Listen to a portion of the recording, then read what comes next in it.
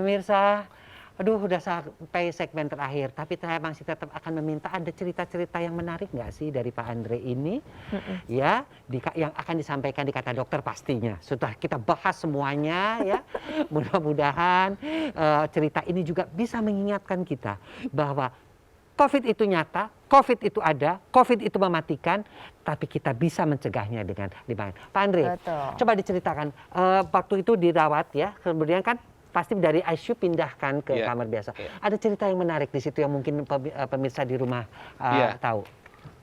Setelah 12 hari di ICU, saya sudah saturasinya di atas 94, gitu ya. Saya pindah ke kamar biasa. Nah, singkat ceritanya, teman kamar saya yang tadinya di kamar biasa, justru dia kena COVID juga kan. Nah, dia drop, justru turun ke ICU. Justru dia yang masuk ke ICU. Itulah yang kita takutkan. Padahal saya yang dari ICU ke kamar biasa, dia dari kamar biasa turun ke ICU justru. Nggak menjamin gejala biasa nggak menjadi berat ya. Jadi makin drop dan ya saya dengar kabar terakhir meninggal juga, Dok. Gitu. Jadi ini memang sangat menakutkan sebenarnya. Nah, setelah dia keluar ke ICU, nggak lama ada pasien baru kan masuk ke situ. Nah, ternyata pasien barunya adalah kepala ICU rumah sakit itu. Dia kena COVID yang kedua. Nah, artinya bisa juga kena dua kali. Bayangkan tenaga kesehatan pun bisa kena. Iya. Mungkin karena kelelahan sampai 2 kali. Nggak kesian tuh sama tenaga-tenaga kesehatan. Kalau semua masyarakat masih lalai dengan 3M, bahkan sekarang 5M, maka Anda tidak sayang dengan tenaga kesehatan. Ini cerita nyata dari Pak Andre. Dok, saya pengen dijelaskan, kok bisa dari yang tadinya dari kamar biasa malah jadi masuk ke ICU. Kenapa, Dok? Oke, jadi ya karena memang spektrumnya begitu. Jadi artinya ya tidak ada jaminan bahwa seseorang yang di COVID di awal ringan, sedang, dia akan tetap begitu. Tidak ada jaminan. Jadi bisa saja perburukan karena memang prosesnya berjalan. Ya, tapi ada juga kasus-kasus misalnya sebenarnya kalau diperiksa mungkin dia sudah cukup lama dari awal infeksi, tapi perburukannya baru belakang. Karena COVID ini sebenarnya bukan hanya infeksi saja. Ya, bukan hanya infeksi, jadi ada kuman masuk, udah bikin kita sakit. Namun ada juga proses namanya inflamasi, peradangan. Nah, ini yang sering terjadi late, belakangan jadinya. Ya, jadi mungkin sampai berapa lama late? Nah, kita tidak bisa duga. Ya, jadi artinya mungkin virusnya di dalam badannya sudah berkurang. Namun apa yang ditinggalkan oleh virus terhadap badan, jadi istilahnya responnya. Tubuhnya terlalu ibaratnya terlalu berespon, terlalu responsif terhadap virus tadi, dia melakukan terjadilah kerusakan atau peradangan yang luar biasa. Ya, biasanya paling sering itu di paru-paru biasanya. Sehingga bahkan ada kasus yang awalnya di ruang rawat biasa, tiba-tiba perburukan, akhirnya masuk ICU dan mungkin nggak tertolong. Jadi ya, namun ada juga yang sifatnya memang dari awal berat, dia jadi membaik ya. Jadi memang nggak bisa kita duga.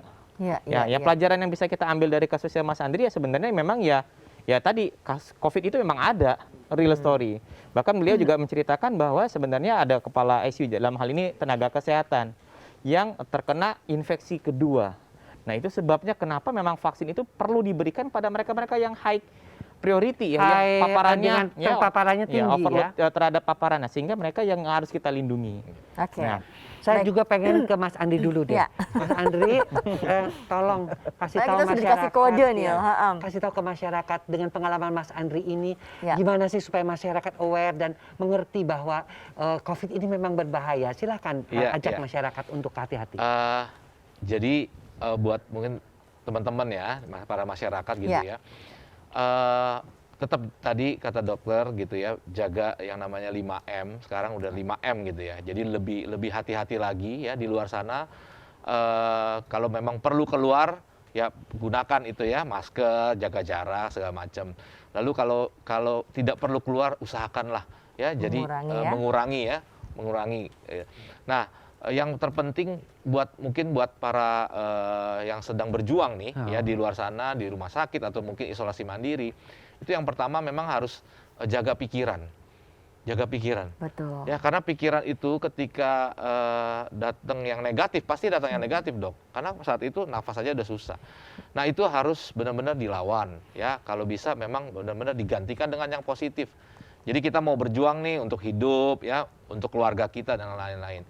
Nah, jadi itu yang saya lihat teman-teman yang di ICU, yang di kamar biasa itu, mereka meninggal itu atau drop, mengalami penurunan kesehatannya itu karena dari pikiran itu pertama. Stres itu juga memperburuk, makin Gitu. memperburuk Iya, keadaannya ya dokter. Oke, Mas Andri terima kasih ya. Mungkin dokter sedikit pesan buat pemirsa. Buat pemirsa Dokter Andri, Dokter Adi. Ya, oke. Terima kasih. Jadi pesan yang mungkin bisa kita rangkum dari pembicaraan kita yang hangat malam ini ya, ya walaupun dengan cerita yang mengerikan ya, tanda kutip, namun kabar baiknya beliau bertahan, dan mungkin juga teman-teman yang di luar sana yang banyak bertahan, saya ucapkan pertama selamat ya, bahwa kita bisa melewati itu. Namun yang paling penting sebenarnya ya kita harus mundur lagi ke belakang. Kalau kita lihat tadi ceritanya Mas Andri, beliau telah melaksanakan protokol kesehatan dengan baik dan terkena. Tidak menjamin. Ya, tidak menjamin. Bagaimana kalau misalnya kita tidak Kita menjalankan lebih protokol Betul, kesehatan? betul. Artinya ya sekali lagi ya, protokol kesehatan itu memang bukan satu-satunya jalan, tapi itulah satu-satunya ikhtiar yang bisa kita lakukan saat ini sambil menunggu nanti vaksin yang akan kita lakukan tidak lama lagi. Jadi jangan pernah bosan, jangan pernah putus asa, jangan pernah menyerah. Lakukan protokol kesehatan. Tidak ada jaminan teman-teman yang sudah terkena COVID akan kebal selebihnya. Begitu juga dengan teman-teman yang nanti akan mendapatkan vaksin, tidak ada jaminan bahwa akan kebal. Maksudnya 100% itu tidak mungkin, karena tetap akan ada resiko infeksi kalau kita tidak menjaga protokol kesehatan dengan baik. Dan akhir kata tadi seperti Mas Andri juga bilang, ya bagaimana kita mengelola pikiran itu juga sangat penting. Betul. Karena bagaimanapun COVID itu juga bisa membuat seseorang menjadi istilahnya psikosomatis. Ya, jadi gejala-gejala fisik yang tumbuh di badannya atau yang timbul di badannya sebenarnya lebih dari masalah psikisnya. Jadi memang tadi ya, kalau kita lihat jargon yang beredar adalah di Kementerian Kesehatan ya, tingkatkan iman, imun, dan aman ya. Jadi ya lakukan misalnya ya ibadah kita dengan baik sesuai dengan agama dan kepercayaan masing-masing. Kemudian imun tadi dengan misalnya salah satunya dengan vaksin, aman tadi dengan protokol 3M plus 2M tadi ya, yang tambahan gitu. Mudah-mudahan bisa kita lewatin Dokter semuanya. Adi, terima kasih. Aduh, atas penjelasannya. Pak Andri sudah berbagi, terima kasih sekali. Mudah-mudahan masyarakat mengerti ini saksi hidup loh. Ini saksi yang betul-betul bercerita apa yang terjadi dari step by step di dalam rumah sakit sampai sebelahnya meninggal dan sebagainya. Jangan sampai, kalau Anda sayang kepada keluarga Anda, kalau Anda sayang pada diri Anda dan juga kepada masyarakat, maka tetap lakukan 5M, 3T, dan juga jangan lupa vaksinasi. Ya.